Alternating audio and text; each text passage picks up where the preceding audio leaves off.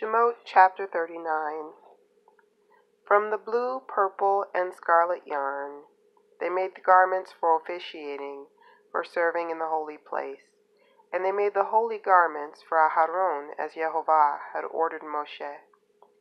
He made the ritual vest of gold, of blue, purple, and scarlet yarn, and of finely woven linen. They hammered the gold into thin plates and cut them into threads in order to work it into the blue, purple, and scarlet yarn and the fine linen crafted by the skilled artisans. They made shoulder pieces for it, joined together. They were joined together at the two ends. The decorated belt on the vest used to fasten it was of the same workmanship and materials, gold, blue, purple, and scarlet yarn, and finely twined linen. As Jehovah had ordered Moshe, they worked the onyx stones mounted in gold settings, engraving them with the names of the sons of Israel as they would be engraved on a seal. Then he put them on the shoulder pieces of the vest to be stones calling to mind the sons of Israel as Jehovah had ordered Moshe.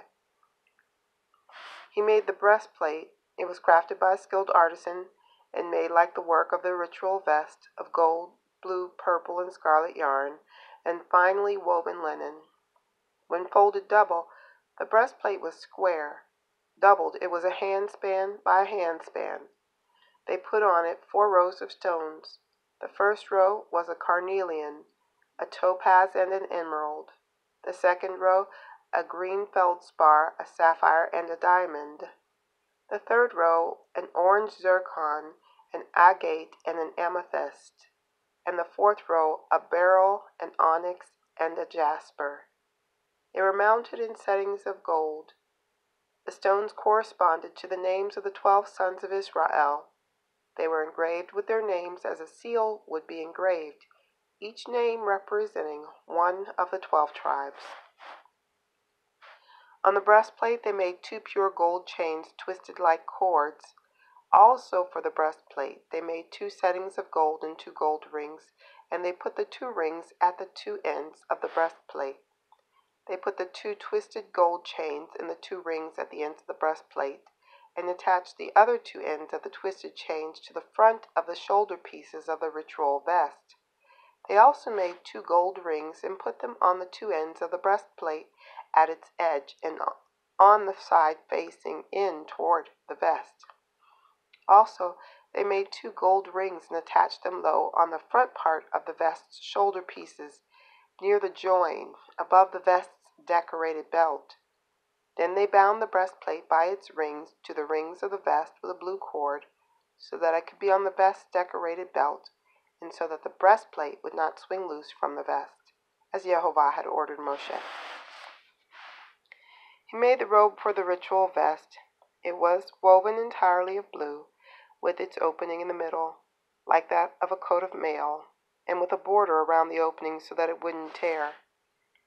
On the bottom hem, they made pomegranates of blue, purple, and scarlet and woven linen, and they made bells of pure gold, and put the bells between the pomegranates all the way around the hem of the robe, between the pomegranates, that is, bell, pomegranate, all the way around the hem of the robe for service, as Jehovah had ordered Moshe. They made the tunics of finely woven linen for Aharon and his sons, the turban of fine linen, the splendid headgear of fine linen, the linen shorts, and the sash of finely woven linen in blue, purple, and scarlet yarn, the work of a weaver in colors, as Jehovah had ordered Moshe.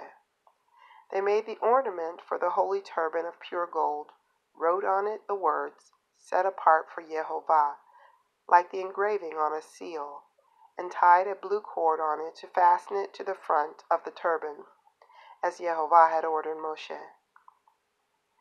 Thus all the work for the tabernacle, the tent of meeting, was finished, with the people of Israel doing everything exactly as Jehovah had ordered Moshe. Then they brought the tabernacle to Moshe, the tent and all its furnishings, clasps, planks, crossbars, posts, and sockets, the covering of tanned ram skins, the covering of fine leather, and the curtain for the screen, the ark for the testimony, its poles and the ark cover, the table, all its utensils, and the showbread, the pure menorah, its lamps and their arrangement for display, its accessories and the oil for the light, the gold altar, the anointing oil, the fragrant incense, the screen for the entrance to the tent, the bronze altar with its bronze grate, poles and all its utensils, the basin with its base, the tapestries for the courtyard with their posts and sockets, the screen for the entrance to the courtyard with its ropes and tent pegs, all the utensils for the service in the tabernacle, the tent of meeting, the garments for officiating, for serving in the holy place, the holy garments for Aharon the Kohen, and the garments for his sons to serve in the office of Kohen.